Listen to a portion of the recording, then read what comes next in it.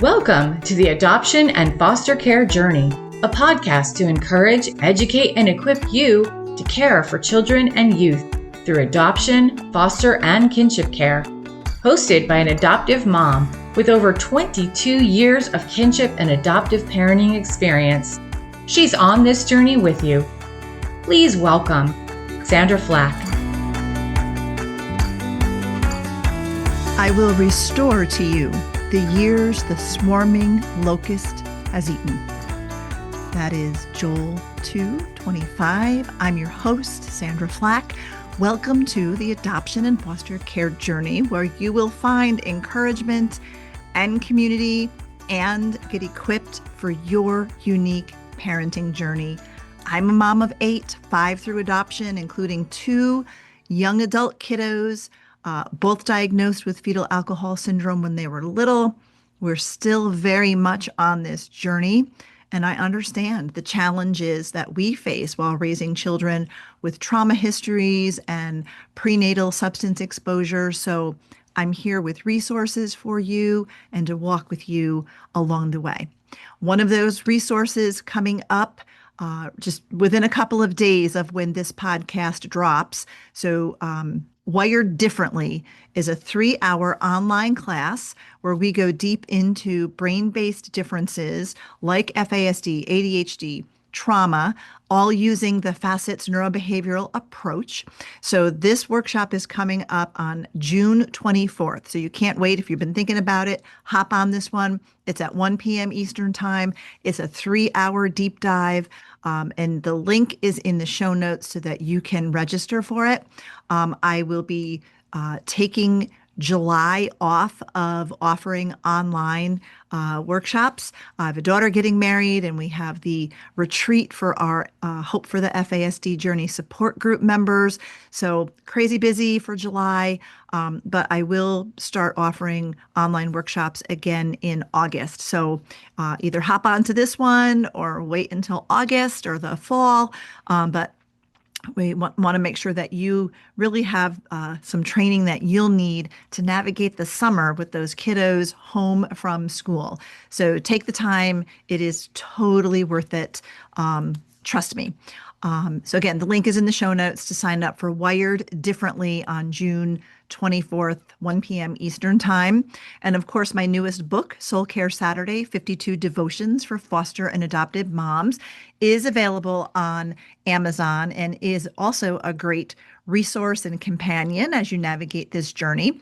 And I am booking more in-person and online workshops or guest appearances, I should say, for 2026. I will be at the Christian Alliance for Orphans Summit in September. That is the September 23rd through 25th, where I will be leading a coaching room and an FASD parent meetup. So that's at CAFO in Atlanta in September. And I'll also have an exhibitor booth. So you can find me in the exhibit hall. And Replanted in Chicago, October 15th through 17th, where I'll be leading 3 breakout sessions and also have an exhibitor booth. So if you can get out to either one of those conferences, stop by the booth, see me, come to my workshop, would love to see you there.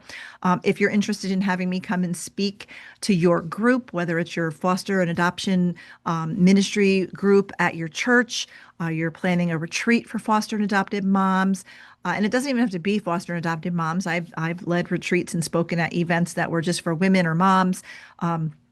Any and all of the above. So if you're interested in having me, you can reach out to me directly. My email is in the show notes, Sandra Flach at justicefororphansny.org. And we can talk about getting something on the calendar for the fall, for the winter, into 2027, whatever you're planning. Consider me to be there with you. So that is that. And oh my goodness, I am super excited about our guest today. And I know I always say that, and I think it's really because every time I have the honor to interview someone, it's always someone who just blows me away what the Lord has done in their life and what the Lord is doing through them. And today is definitely one of those guests. We have with us Lainie Hartley. Lainie is an author, speaker, foster and adoptive mom, and former foster youth whose voice carries the weight of lived experience and the hope of redemption. Through raw and deeply personal storytelling, she speaks about childhood neglect, trauma, grief, survival, and the God who still restores what was never supposed to be broken. You're going to be, this is a treat. So please welcome Lainie Hartley. Hey, Lainie, welcome to the show. Thank you. I'm so excited to be here. I am so excited to have you here because I recently listened to your memoir on Audible. The name of your book is Simply Neglect: Redemption Beyond Poverty and Foster Care. And gosh, it is not only gripping, but also just a testament to faith and forgiveness and resilience and redemption. So I'm so excited and honored to have you here so our listeners can get to know you and hear some of your story. So, would you share some of that, some of your early childhood experiences? Just give us a glimpse into what your childhood was like. Yes, of course. First, thank you very much for what you said about the book. That's so kind of you. Yes, my name is Lainie Hartley, and I love sharing my story. I love sharing what God has done in my life. And one of my favorite words is redemption. And so I had to have it in that subtitle of the book because I've experienced that so much in my life. Um, as a child, I was born into a very toxic and overwhelming situation.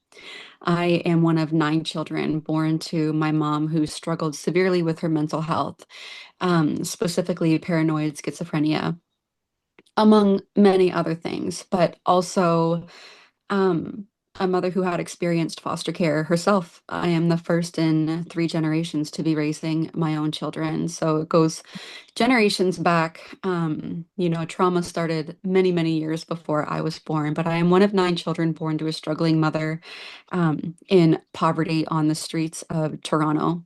Scarborough specifically.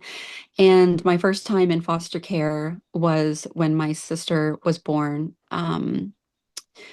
I was about 3 years old when my mother put me into foster care. For the first time, it was only 10 days while she gave birth to her.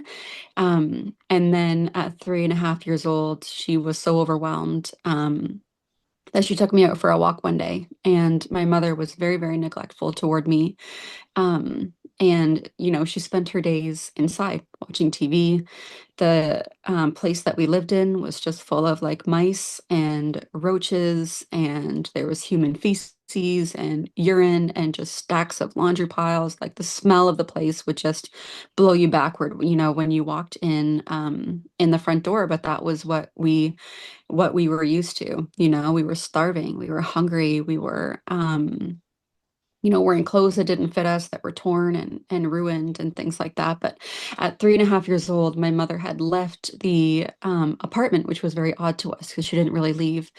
And she took us out for a walk, took us on a bus ride. And when I say us, I mean me and my younger sister, who was a year and a half younger than me, um, walked us into the Children's Aid Society and just left us there. Mm. So weird. She didn't tell us that we were leaving, didn't tell us where we were going or what we were doing. And my older sister was there with her. My older sister was 13 at the time.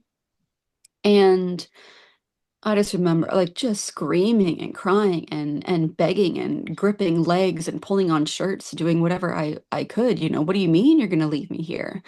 Um, and that was it. She looked at me and just said, "Don't follow me out of here." And she left me there with my sister, and that was it. And so, yeah, that started the first time or the second time really, but going to a home that wasn't yours, to go and live with people you didn't know, that weren't your family, that did things differently than you, who lived differently than you. It was a great home, by the way. I really loved that foster home. And I stayed in care for about a year. And, looking back on that situation, I should have stayed. I should have stayed with that foster family. They were good to me. They provided everything that I needed. They worked with my mother and, didn't judge her. And they did tell me years later that they wanted to adopt me. Um, and that belonging that I had always been searching and longing for, hearing those words meant everything to me. But after a year in their home, when I was almost 5 years old, I returned back to poverty and abuse and neglect, to back to my mother. And so I stayed in that situation where things just kept escalating, getting worse and worse and worse. We ended up being homeless. We were, a couple of my older siblings had left, but there was seven of us living in a rundown motel in a single room, like with one bed, with my mother's abusive, alcoholic boyfriend who was, dumping beer over our heads and just cursing and swearing at us. And we were outside in the wintertime in Canada, with no coat, socks, or shoes or anything like that. And my mother made a phone call one day that I didn't know about and told me to go and wait in the parking lot. And it felt like I was getting kidnapped. This car pulled in, and I was running, struggling, while I was felt like I was being attacked while they were ripping out my clothes and trying to get me into their car. Um, it was a terrifying experience to be shoved into a car when you had no warning that you were leaving the family. They pulled in and mom just looked down at me and said, "You're leaving the family." Mm. Um, and I think I just really struggled with that my whole life. Like, you had nine children. Like, why was it me? You Mm. know, like, I was a really good kid. I know that I was. Mm. And so you begin begging, right? I'll be better. I'll do better. I'll do what you say. I won't cause trouble. I won't, do any of these things. Like, don't get rid of me again. And yeah, I never lived with her again after that. I was in that foster home until I was 15. And I had gone from living this super barbaric life with my mother to living in this super, super strict religious foster home. It was like just complete night and day, Mm. situation to try to get used to that life. And it wasn't just, the Christian life, it was manipulation, it was control, it was abuse, it was all of the things. And so, that really affected my relationship with Jesus as a Christian, later in life trying to figure out who is God to me. But at 15 years old, I ended up running away and just starting this naive journey of raising myself, finally going to a Celebrate Recovery program, um, finding help, and then ultimately finding my husband, falling in love, and um, finding belonging and safety Mm. in that relationship with him. I make it sound so beautiful, but I really put that man through the ringer because And you, I was very broken at the time, very wounded. and you transparently share that in your book. And Yeah. I don't, I don't just compliment the book because you're the guest on the show, but I downloaded it through Audible so I could listen because I'm working on a project here at my house, and I like to listen to books while I walk because I walk every day, and I'm like, I couldn't listen enough. Like, I'm like, okay, I'm back from my walk. Now what can I do so I can keep listening, right? Because I didn't want to sit down and do something else. So I listened to the entire book in 2 days, and got lots Wow. of steps in. So thank you for that. But it was riveting, really. Like, I was blown away. And I know we were talking about this before we hit record, but it's your story is just so powerful and riveting, and it is a story of redemption. But also how you share it and how you write and your voice. And one of the things I loved about the Audible version was it was you reading it. And I love it when it's the actual author whose voice you're hearing. So it was like, oh my goodness. And so incredible. So we'll make sure that everybody knows where they can find the book after. But like I said, I couldn't put it down. So Thank you. I thank you for that. And so just to talk about some of the things in your book, as you shared your story, it struck me, and I know you're in Canada, so it's a little different than the United States, Hmm. but how the system failed you and your siblings and your mom really over Hmm. and over again. I mean, it was like you described these horrific conditions that you were living in, but yet apparently they weren't horrific enough for Hmm. you guys to get the help that you needed. Hmm. You never really, nobody came in and removed you from that situation. It was either your mom doing it or sending somebody to come get you. So what are your thoughts on that? Just how that the system failed your family? You're absolutely right. And when I describe those situations in the book, they come from 5 different foster care files from across Ontario. It wasn't one CAS, it was 5 who Yeah. were involved in our family. Because when things got hard or when people got on our case, it was everybody get into the taxi, we're leaving, we're running away kind of thing, you know? And so those situations and being able to write so specifically about those things in the book are direct quotes and direct lines taken from my foster care file. Like these are their words. These are not situations that I made up. And I think that sometimes people who go through a lot of trauma, they have a lot of like missing pieces, you know, where their body just shuts down and they don't even remember their childhood, a lot of them, right? But I have this massive book of detailing everything, you know, that had happened. And I also have 8 other siblings who I was able to interview through all of this. And I have a relationship with my mother who was able to tell me everything as well. And so the neglect from my mother was astounding. It's even more astounding when it was missed by everybody. And Yeah. not even missed, but purposely avoided Mm. because there were so many of us and it was so much paperwork and it was so much trouble for them to deal with us.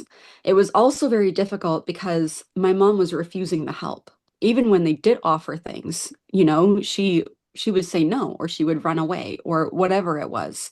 When I was removed at 3.5, I said this before, I never should have went back when I was, you know, nearing 5 years old. That was a situation that they never should have put me in, you know? And you're right, every single time that I was taken or removed from my family, it was never from the agency. It was my mother calling somebody and saying, come and take her, come and get her, or here she is, you know? Um, and I think that's such a deep wound to Mm. be, you know, it was my mother's choice. It wasn't like, you know, I couldn't blame anybody and say, you took me from my mother. You know, it was her. Yeah. And that wound runs Mm. really deep. But neglect back then is still happening within the system right now. And I Mm. think that that's the really troubling piece, you know, where these children, in the name of keeping families together, are being put back into these homes. And I think that we are making a very, very big mistake there. Mm. There is a way for that child to still have a healthy relationship with their siblings and their family without being put back into poverty, putting them back into abuse and neglect and all of those situations. A child is still able to love their parents safely apart from them, you know, and have the things that they need in life to be you know, a good, successful human. So, yeah, it's very troubling when it comes to neglect and how people view neglect. You know, that if I don't show up with bruises on me or lacerations, that's the only reason for removal. Like neglect, it's so hard to judge what neglect is, what the level of neglect is. It's like, but yes, I think 70% of removals are due to neglect. Um, Oh man, Yeah. so many things we can talk about with I know. And really the bar is so low. Because I mean yes. we do love that idea of children belong with their families and they shouldn't ever be removed Hmm. because of poverty when we can come in somehow and Hmm. support and help a family. But in your specific story, it was beyond poverty and neglect. It was because your mom was had mental illness and there Yeah. was so many of you and the horrific conditions that you were living in. And sometimes it was a hotel, a motel, a hotel, or, a cockroach infested and mouse infested apartment and just Hmm. no food. I mean, there was enough there where you would think that, something major had to be done to get these kids to safety. And it never Hmm. was.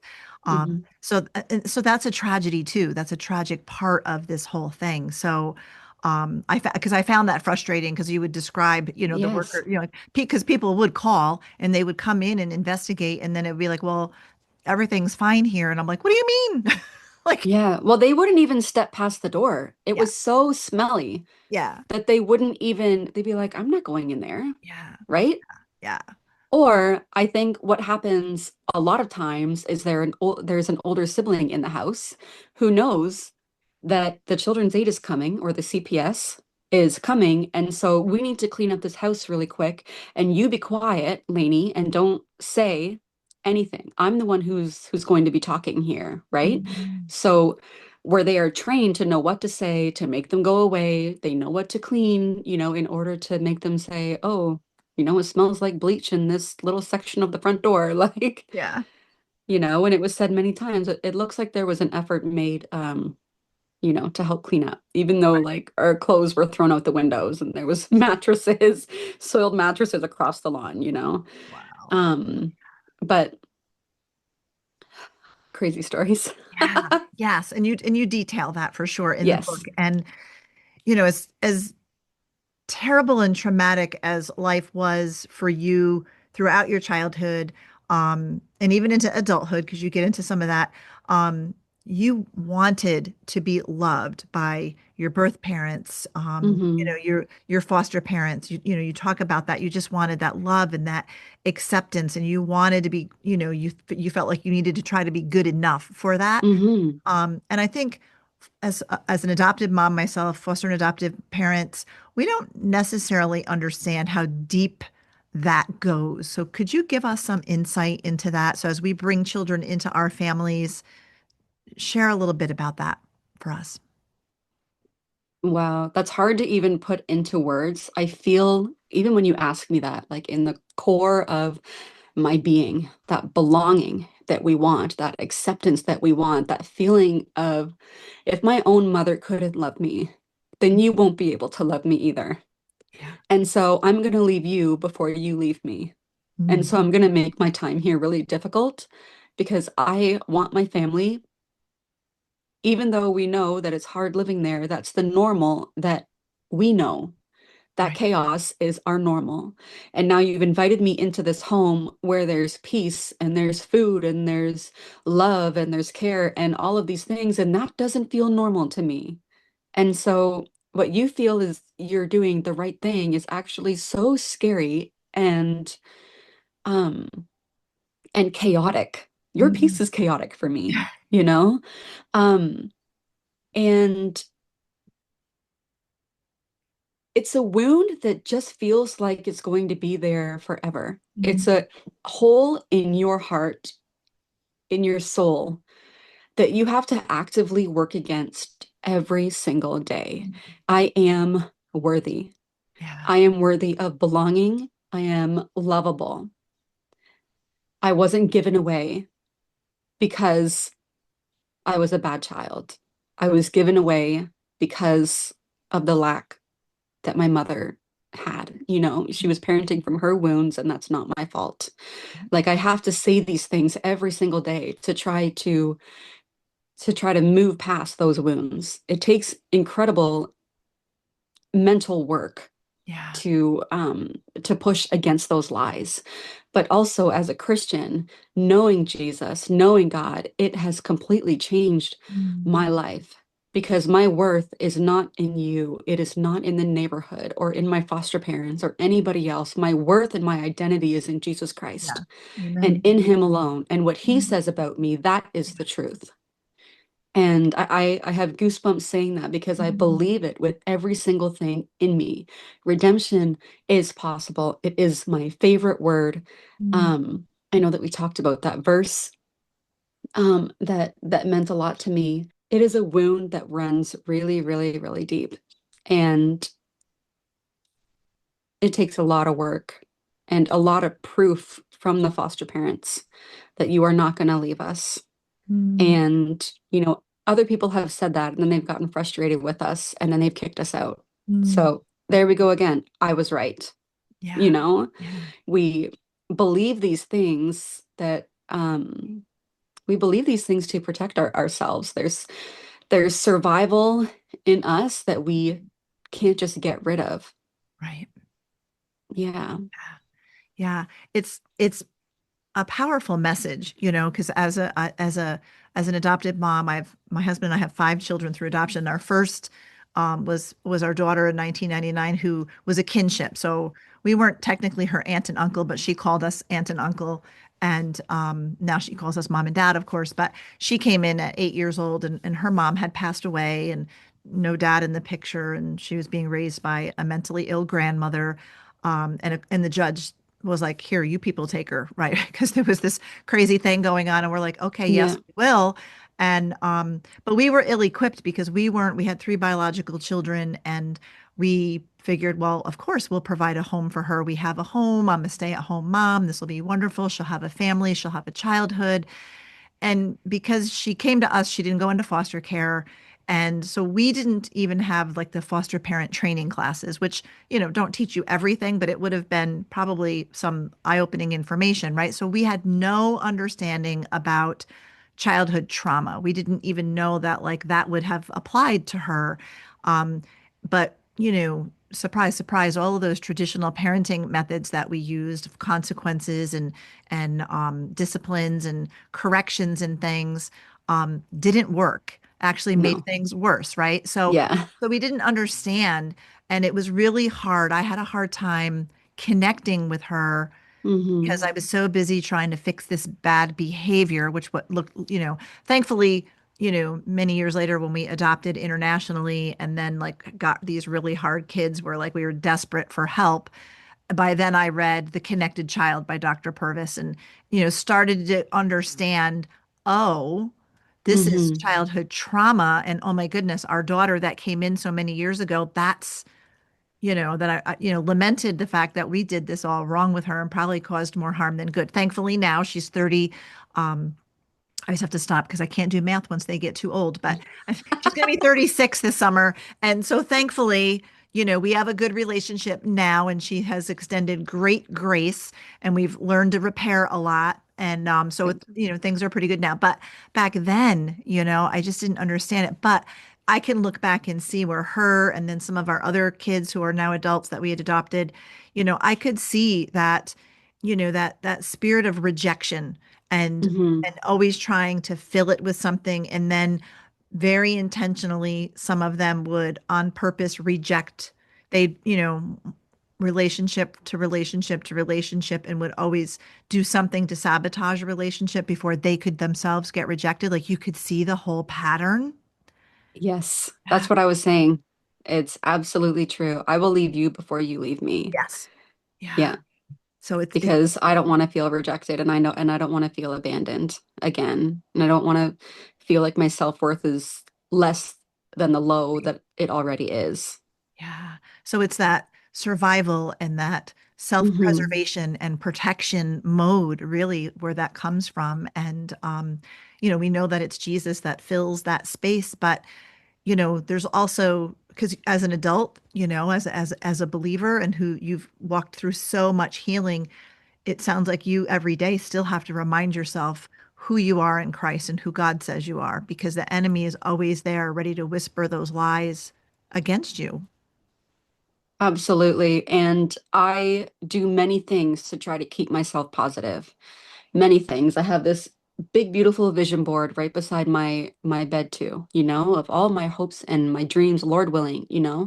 I envision the life that I want to live like I'm already living it. Even as a little girl, when I was sitting inside that garbage box on our front porch, I was always dreaming. I loved being in books because if I didn't have to be in my present reality, and I could be dreaming, I could be outside of where I was, you know, Yeah. listening to people yell or hit me or whatever it was, right? Um, and so I think that's how I kind of fell in love with words and with writing and things like that because I got to be transported out of the trauma that I was living in and I got to be a part of a story. I got to, imagination and whimsy and adventure in somebody else's story. And so it takes very, very intentional work for me to keep positive, and my relationship with Jesus first and foremost too. Trusting.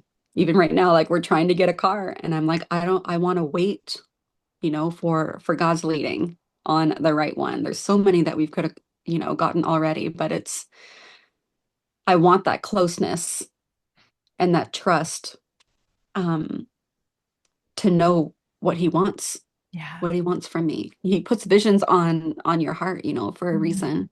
Yeah. Um, and I just try to keep really excited about that.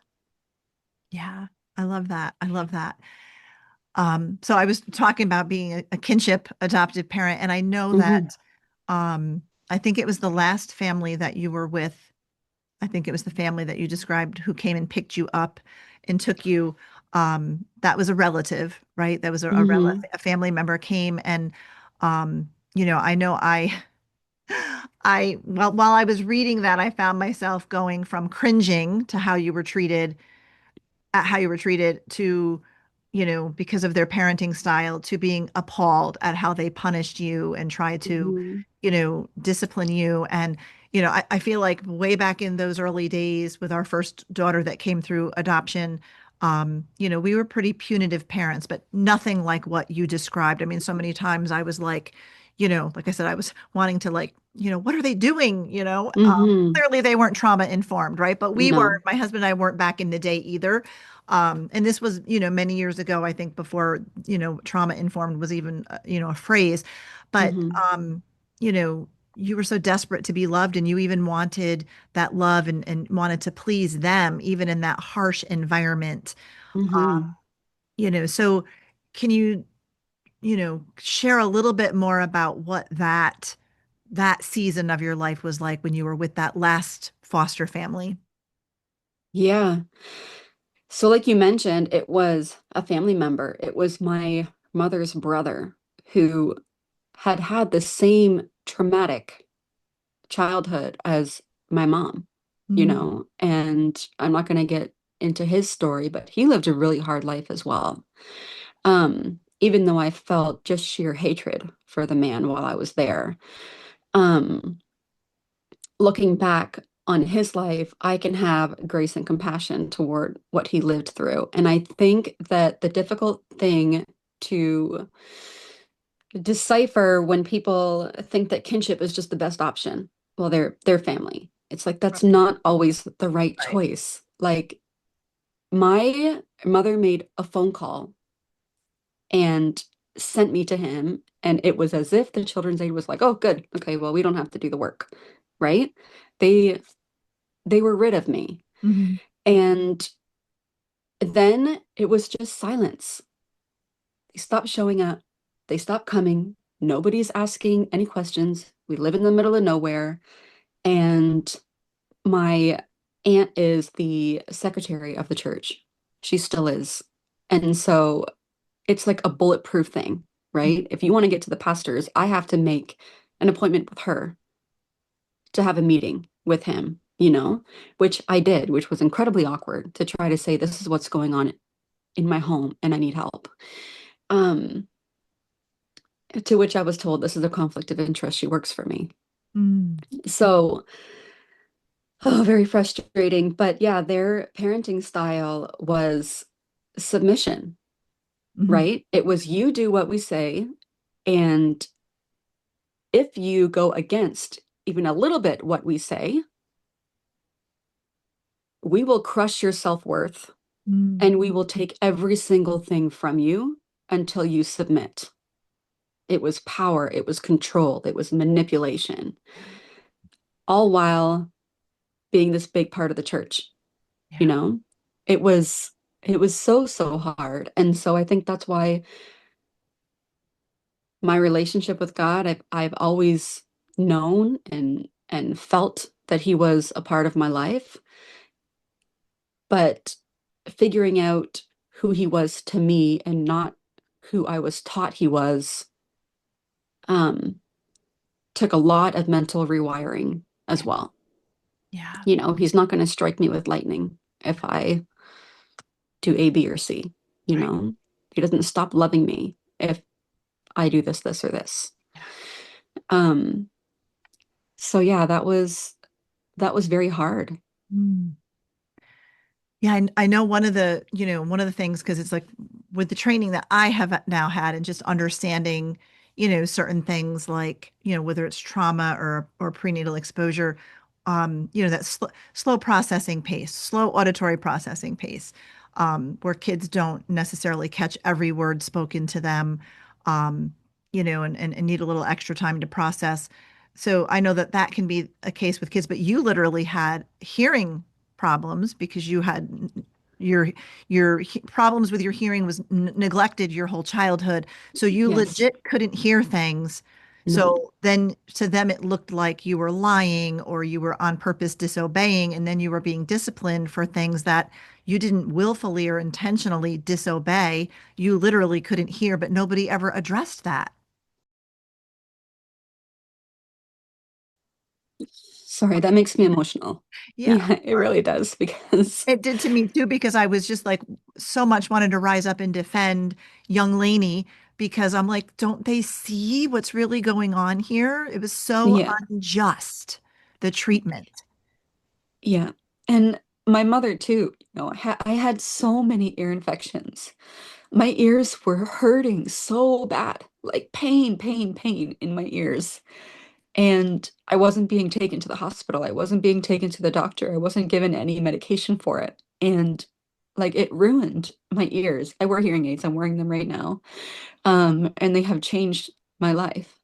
But even today, it is so humiliating. If I forget my hearing aids and I go out, especially during COVID, that was the hardest time. People were wearing masks. And I was like, I don't know what you're saying. Like I would just cry or I would just stay home because I didn't know what they were saying.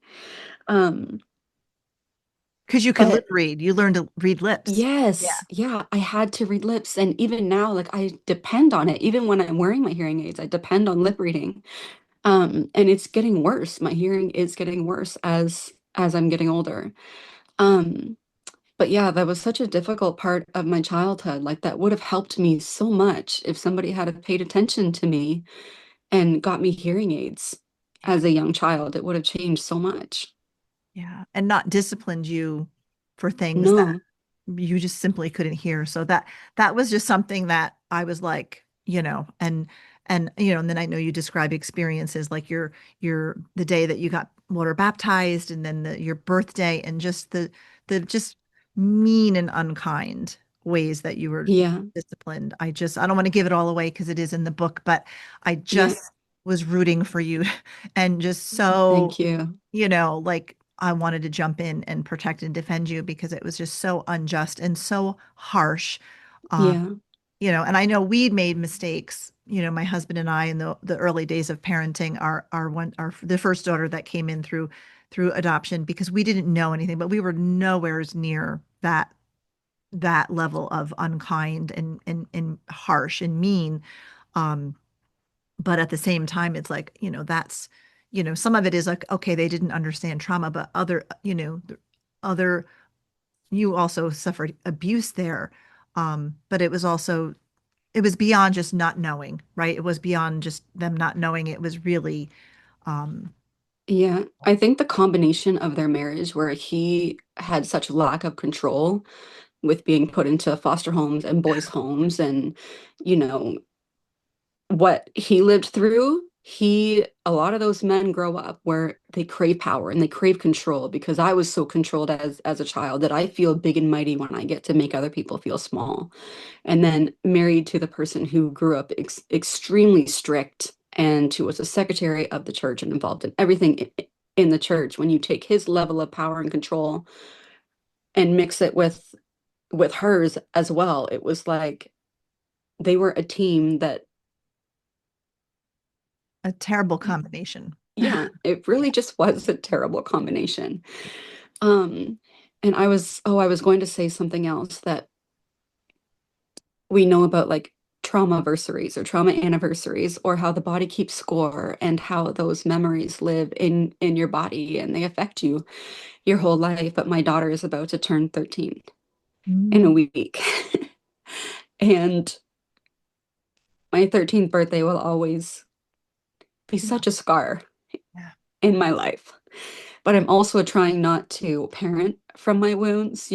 I want her 13th birthday to be like biggest, best, most beautiful thing with the greatest memories and all the things, you know. And she just says, "Mom, I just want something simple. Like I just want to go to the theme park. I want to go to Wonderland and maybe have like a sleepover with my friend." Mm. And I'm like, "That's it? You don't want like, you know, ponies and like, you know, all the things."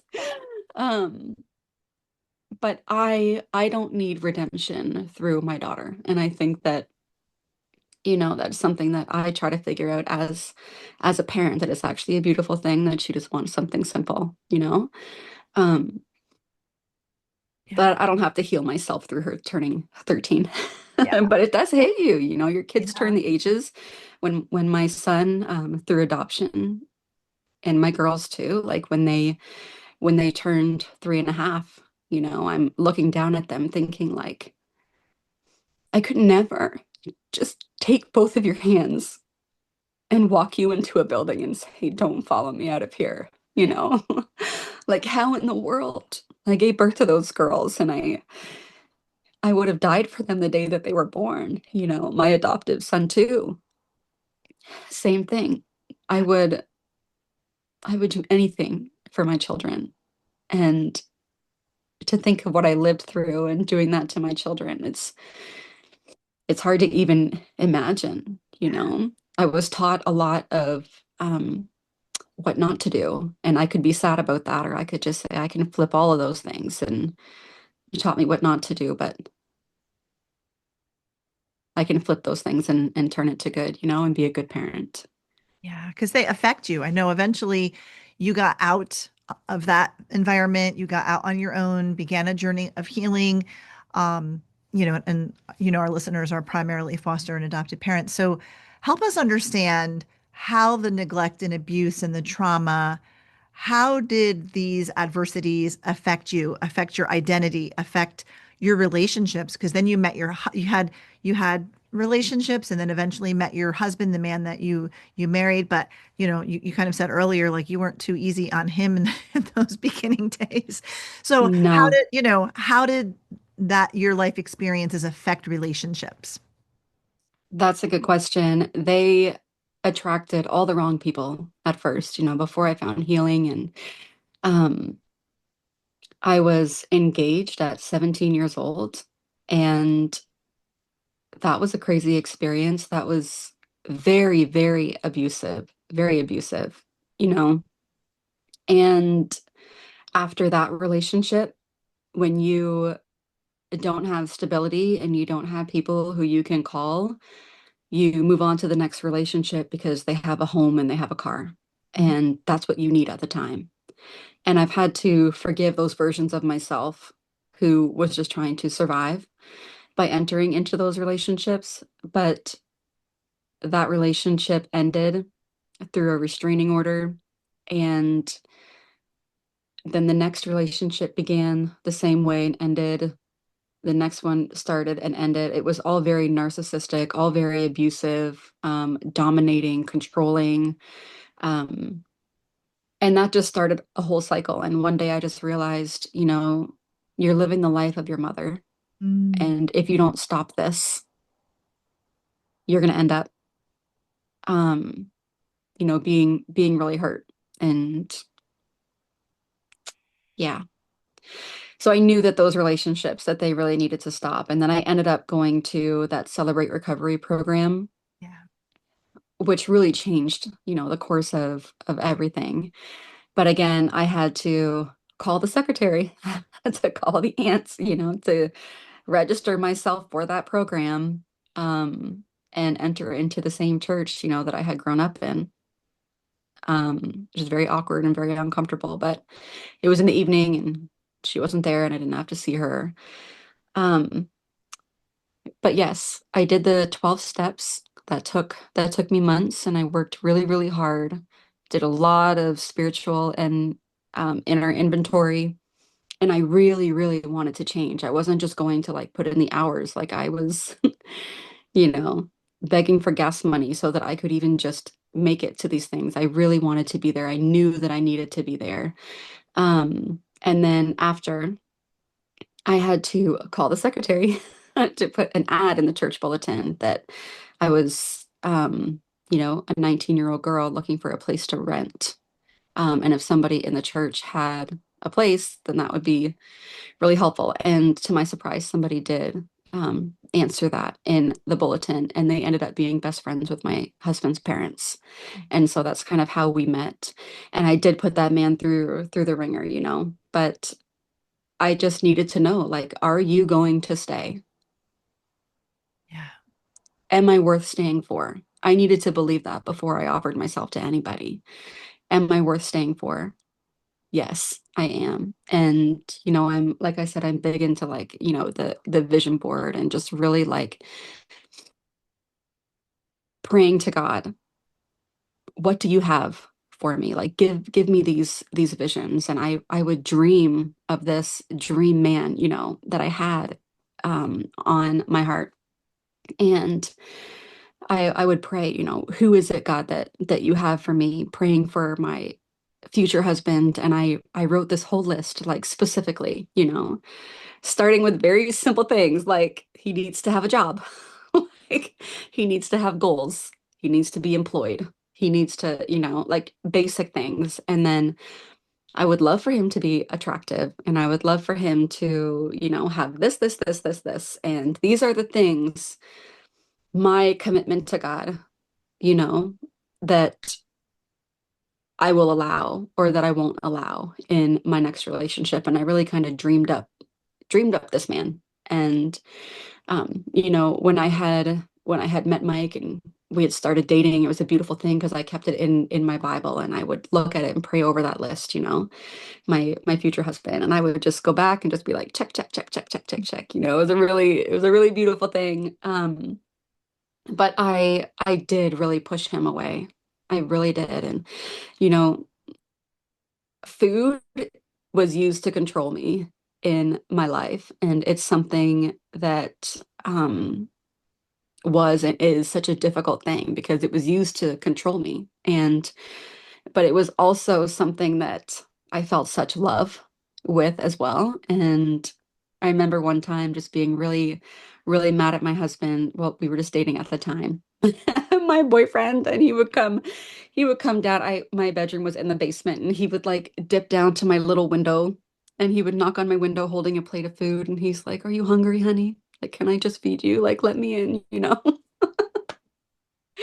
And it was so beautiful, like all of these little ways that he just continued to show up. And, he never walked away, and he always showed me love and just spoke to my wounds in such a beautiful way. And his family too, beautiful Christian people, and his mom and dad are still married after like, 30 years or something like that. And it was something that I had never experienced before.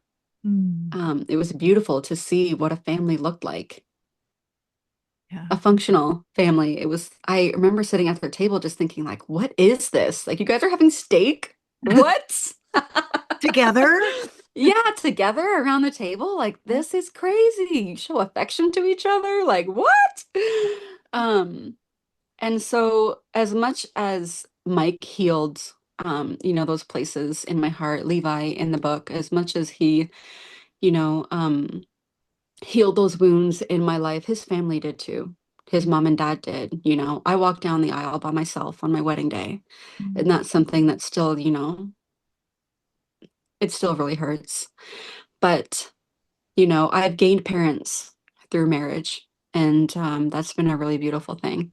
And my Mm. kids will have somebody to walk them down the aisle. Um, so there's just, redemption everywhere. I gotta wait sometimes, be patient for it, but there's always redemption that just keeps popping up in my life.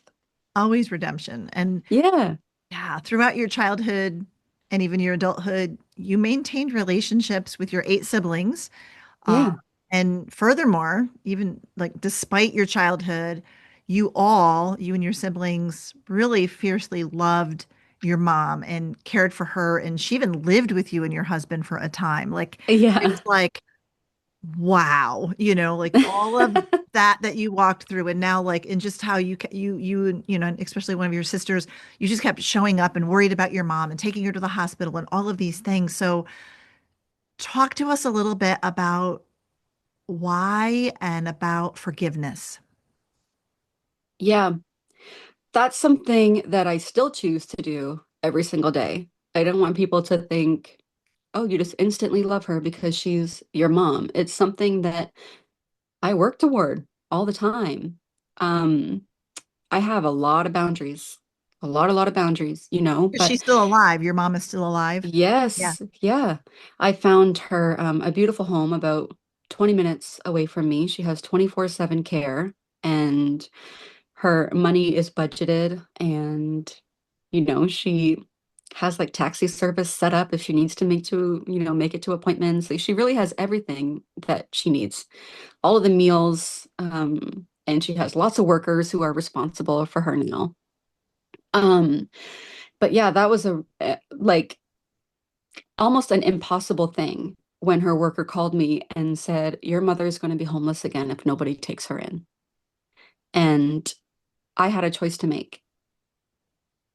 All of those times where I was neglected and abandoned and she gave me away, you better believe in my heart, I was like, are you joking? You want me to do that for you after you did that to me? But that's what God can do, right? He can totally soften your heart. But yeah, I really felt an immediate no. Are you nuts? No, I'm not doing that.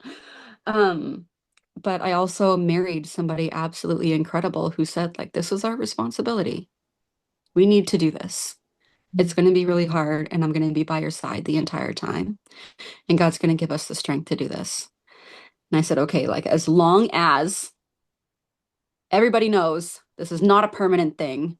And like, one thing I'm very good at is advocating. I don't take no for an answer. If somebody needs help, you better believe I'm going to be in your face about it, until that person receives the help that they need.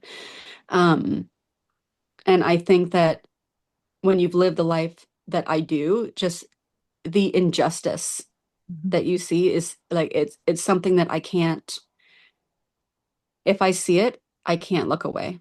Yeah. And yes, my mother abandoned me, and yes, my mother neglected me, but she was also an abandoned and neglected child. And that's what I really, really had to hold fast to. My mother, her mentality is that of an 8-year-old child. And if I can look at her and try to think of her as an 8-year-old child, even though she's 72, then it completely softens my heart toward her. My mother did not get to have safety and love and all of those things. And if I can help her live the rest of her life feeling that way, like, that's the redemption, right? Yeah. She deserves that. She deserves to have what I didn't have. She deserves to have what she didn't have. And God calls us to love. Even when it's really, really hard, God calls us to love. And oh my gosh, I'm emotional today. I'm sorry, but I feel this immense need to restore what I can for my mom because of what she went through as a child too. She deserves to live the rest of her life being safe and cared for and loved. And I refuse to let any bitterness or hatred or anger block my vision from the little girl that she is, because she is so loved by God, and so loved by me. And society has been really, really hard on her. My mother wandered the streets homeless for years. She was unseen her whole life. And if I can help her to feel seen right now as her daughter, then she messages me every single day. I love her, and our relationship is difficult, but there's nothing that could break our bond. Sandra Flach, host of the Adoption and Foster Care Journey podcast, and FASD educator Debbie Raymond, invite you to join Hope for the FASD Journey, a virtual support community for parents and caregivers raising individuals with fetal alcohol spectrum disorder, diagnosed or not. This faith-based support community meets online 3 times each month, features special VIP guests, and a private Facebook group for members only, which includes Soul Care Saturday video devotionals led by Sandra and Deb. Both Sandra and Deb are adoptive moms raising kids with FASD and facilitators of the Facets neurobehavioral model. For details and to register, visit justicefororphansny.org/hope-community. That's justicefororphansny.org/hope-community. Lainie, I feel like, really your mom was repeating what she experienced as a little girl. And we see that a lot in foster care, that cyclical, and the mental illness factored in. And to be able to know that she was a wounded little girl, she's still in many ways that wounded little girl, and to see her how God sees her, and you're able to love her. I mean, that's redemption right there. It is. And I think that the world would be such a better place if we could look past what a person looks like, that we can realize that people are more than their biggest mistakes.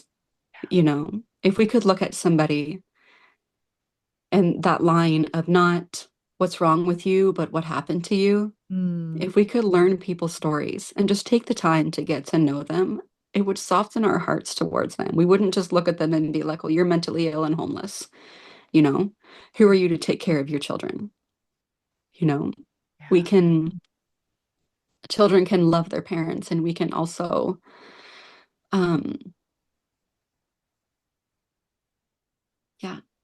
we can love our parents, and we can also be safe from them too, Yeah. Boundaries, like you mentioned, very important Yes. part of that. Absolutely.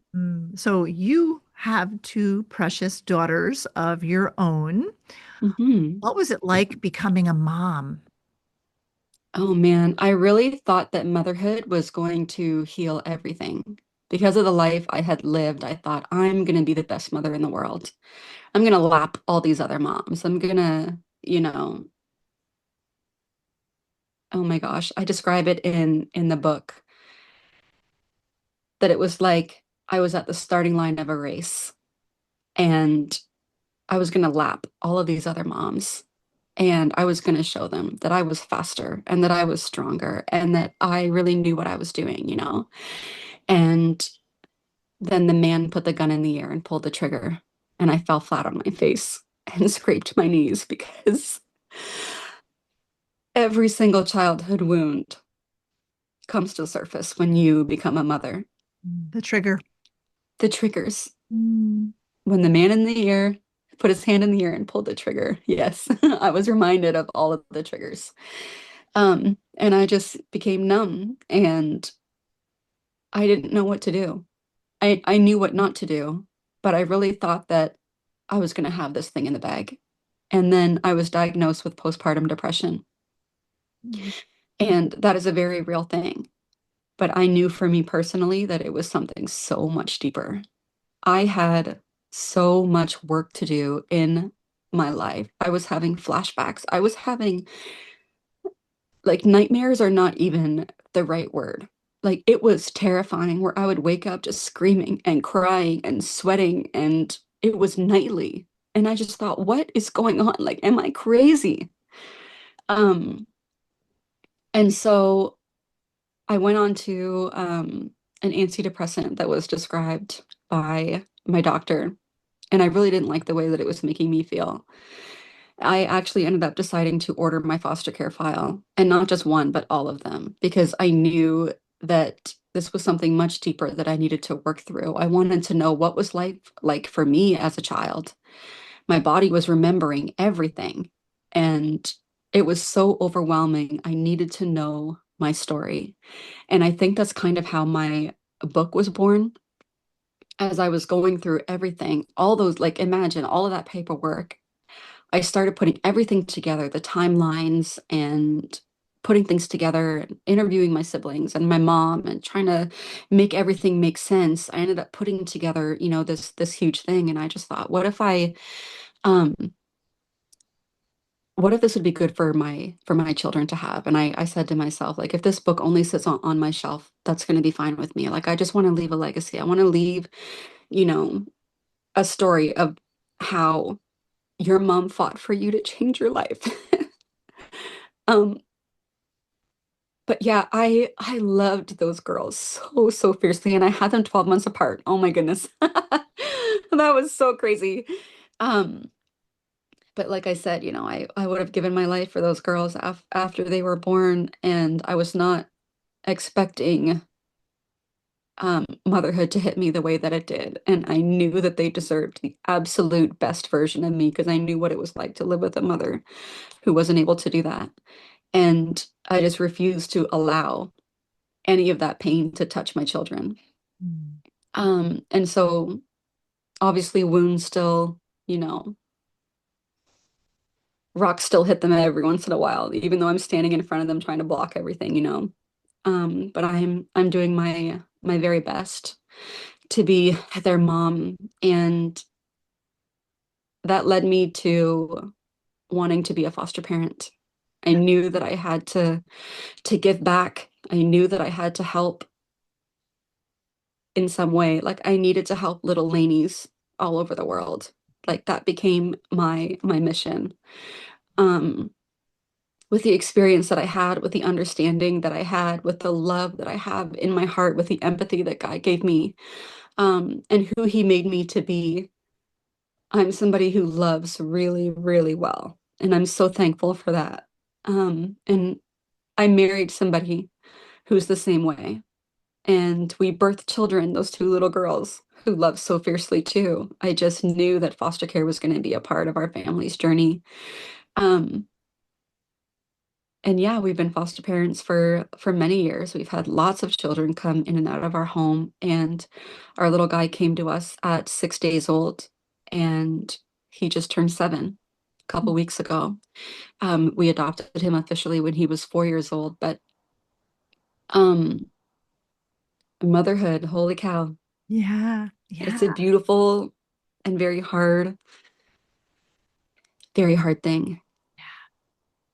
Well, because I was going to ask you about being a foster parent because I know because I read your book, but and I could also would have guessed that the trauma that you experienced, not only were things triggered by birthing your own daughters and having your Mhm. own children, but then bringing in children who have had many of the same experiences you did growing up. Yes. How was that for you? Because that had to have triggered you, I imagine. Tell us about what that was like, because now you're seeing more Lanie's. Yes.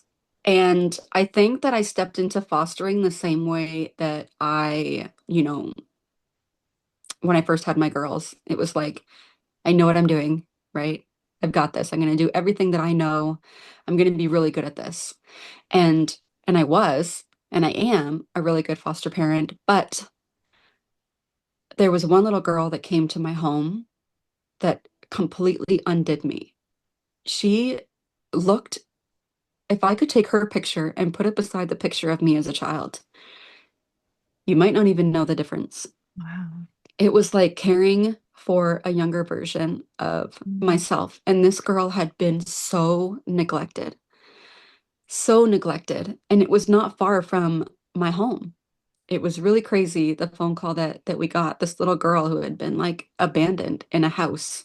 Not even abandoned because her parents were downstairs, but she was locked in a room.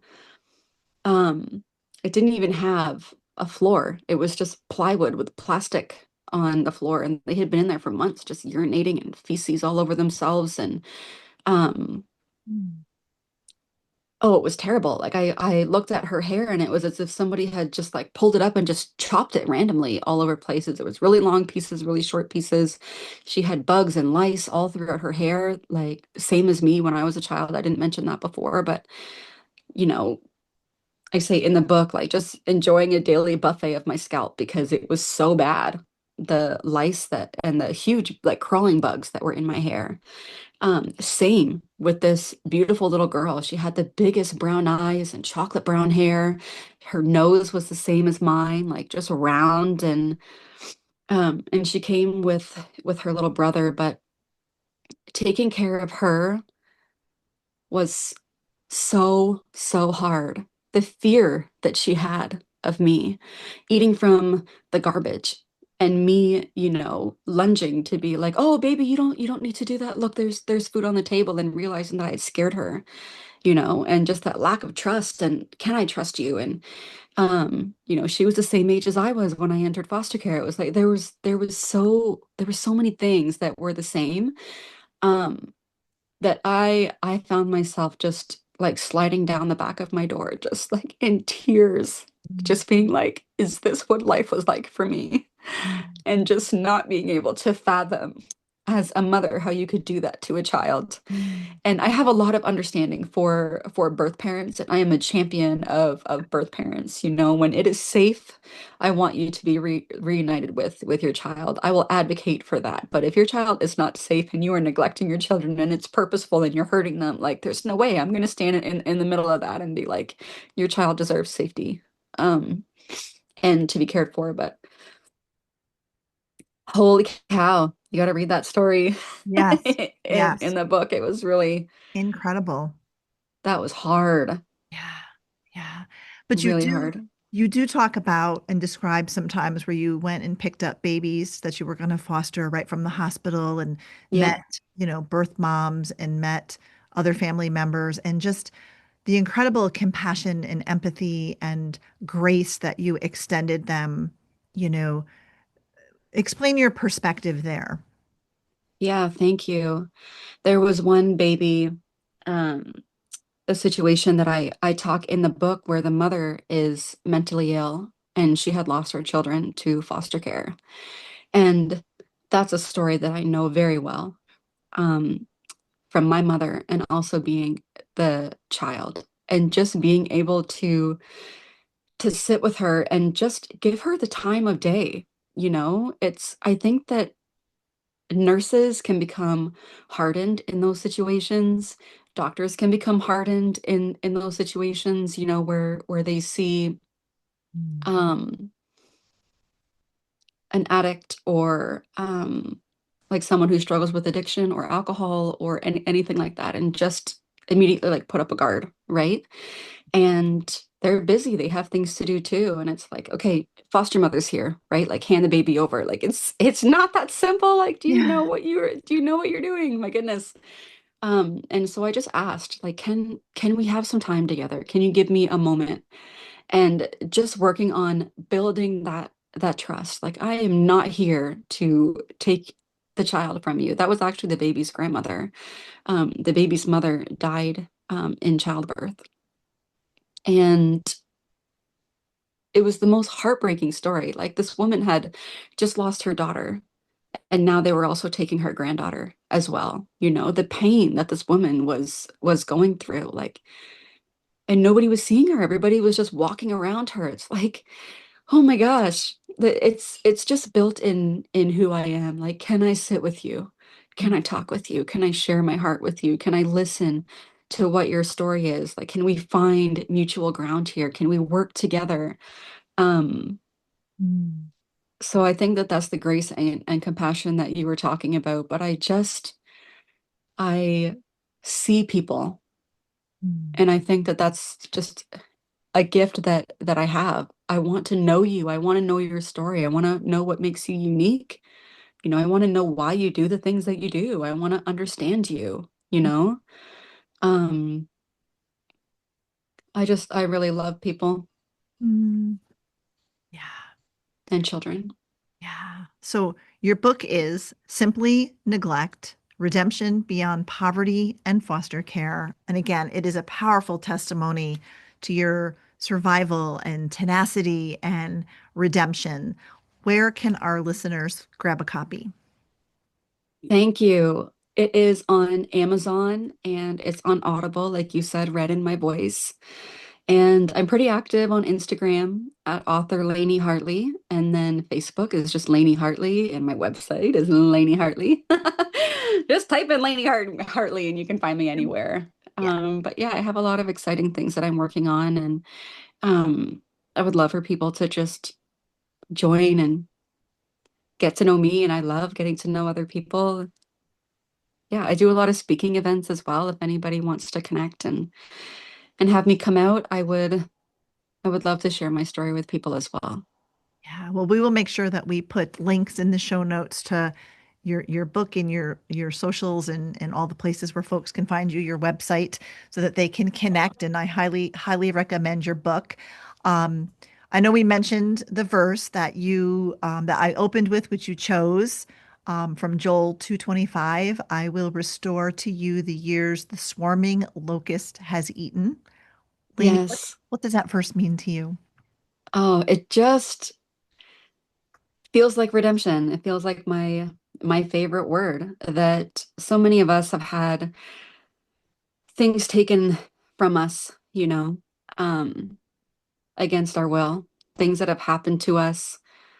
Um, and just know that there is redemption, that God is going to redeem Mm. your story.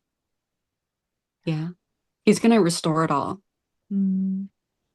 Love that. Love that. So as we wrap up today, Lainey, would you just share some words of encouragement for our foster and adoptive parents who are listening? Yes, absolutely. I think I want to start by just saying thank you. And I hope that as you listened to this today, that it just reminded you of all the little kids who have been in your home or kids who are going to be entering into your home. I hope that it helps you understand them a little bit better. Um, and always look for hope. Never stop dreaming. Never stop, um, you know, envisioning a brighter future for yourself and also for the children who are in your home. Um, yeah, lean on Jesus. He's got you, even in really hard situations. He's going to restore what those swarming locusts have eaten. And yeah, keep your eyes up. Yeah. Yeah. Well, Lainey, thank you so much for sharing your story with us today. Your voice is vital in the foster and adoption community, and your testimony is a true redemption story. And you just taught us so much today and gave us such wonderful insight into even the children that either we are parenting or who may be coming into our homes. And hopefully we can all serve them much better in the future just from having learned your story and heard from you today. So thank you so much for being with us. Of course. Thanks for having me. I really appreciate it. And as always, thank you for listening to the adoption and foster care journey today. I know you were encouraged and inspired and deeply moved by my conversation today with Lainie Hartley. I highly recommend her book, Simply Neglect: Redemption Beyond Poverty and Foster Care. You won't be able to put it down. It'll rock your world, and it will inspire and motivate you to keep doing what you're doing. And I think it inspires all of us to really do it better even. So check that out. And we have links in the show notes so that you can find it. If you don't remember right away the name of the book, you can look down in the show notes. It's there. So be sure to check out the notes. Not only do we want to encourage and inspire you through this podcast, we also have resources to equip you for your parenting journey. So in addition to the online and in-person workshops I mentioned and the support group, I also offer the one-on-one parent coaching. So especially if you're raising a child with FASD, whether whether there's been a diagnosis or not, but if you just suspect prenatal exposure to alcohol, drugs, any of that, you're going to want to consider learning a little bit more about FASD. So I do a free every month, except for July, a free 1 hour intro. So you can learn to navigate and understand the impacts of trauma and prenatal exposure. I also have the support group, like we mentioned, and then one-on-one parent coaching. So if you just want a one-on-one call with me to be able to, learn a little bit more and see what kind of accommodations and support could be put into place for your child or children that you're parenting, reach out. All of our resources are found on our website, justicefororphansny.org. Just click Adoption and Foster Care Journey on the homepage, and it will take you to all of those resources. And of course, there's a link in the show notes. If you like to watch your podcast, you can find every one of these podcast episodes in the video version on our YouTube channel at Justice for Orphans. And whatever platform you listen to the podcast on, I hope that you subscribe, leave a review, give us a 5-star rating, and share it with your fellow foster and adoptive parenting friends so that they can be supported and encouraged and equipped as well. And I greatly appreciate when you do that. Follow us on social media at the Adoption and Foster Care Journey on Instagram and on Facebook. And again, I am so grateful that you spent your valuable time with me today. I'm thrilled to have you along for the journey. Thank you for listening to this episode of the Adoption and Foster Care Journey podcast, brought to you by Justice for Orphans. We hope you were encouraged today. Please be sure to subscribe to this podcast and leave a review, and share it with your fellow foster and adoptive parent friends so they can be encouraged too. Be sure to find and follow us on Facebook and Instagram at Justice for Orphans. And check out our website for vital resources at justicefororphansny.org.